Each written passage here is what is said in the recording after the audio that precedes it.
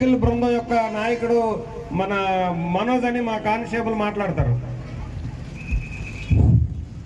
సభకి నమస్కారం. వేదికని అలంకరించినటువంటి డిఎస్పీ గారికి, సిఐ గారికి, ఇంకా రాజాం పెద్దలందరికీ నమస్కారాలు. మేము నవంబర్ 12వ తారీఖున పాయిగిరావుపేటలో ఈ సైకిల్ యాత్రను చేపట్టాం. ఈ సైకిల్ యాత్ర యొక్క ముఖ్య ఉద్దేశం ఏంటంటే మా పోలీస్ వ్యవస్థ గంజాయి అనే మహమ్మారిని తరిమి కొట్టేందుకు గాను గంజాయి పంటను నాశనం చేసింది, కేసులు పెట్టింది, జైలు శిక్షలు వేసింది. ఇవన్నీ చేసినప్పటికీ ప్రజల్లో గంజాయిని 90% మాత్రమే అరికట్టగలిగాం.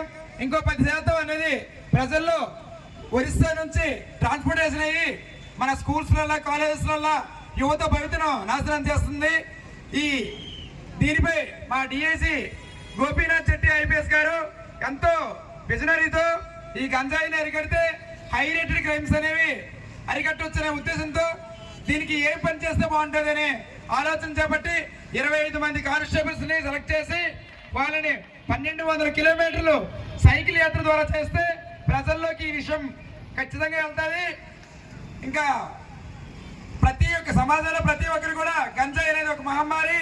ఇది తీసుకోవడం వల్ల 3 సంవత్సరాలు జైలు శిక్ష, అమ్మడం వల్ల 20 సంవత్సరాలు జైలు శిక్ష పడుతుందనే విషయం అందరికీ తెలిస్తే ఖచ్చితంగా ప్రజల్లో మార్పు వస్తుంది. తెలియచేసే తప్పులు కూడా అరికట్టవచ్చని పోలీస్ వ్యవస్థ మాత్రం అందరూ అనుకున్నట్టు ఒక్క శిక్షించడమే కాదు, ముందుగానే అందరికీ ఫ్రెండ్లీ పోలీస్గా ఉండి, అంటే మీరు ఏది తప్పు ఇది చేస్తే తప్పు అనే విషయాన్ని మీకు చెప్పేటట్లు ఉండాలనే ఉద్దేశంతోనే మా డిఐజీ గారు చర్య చేపట్టారు.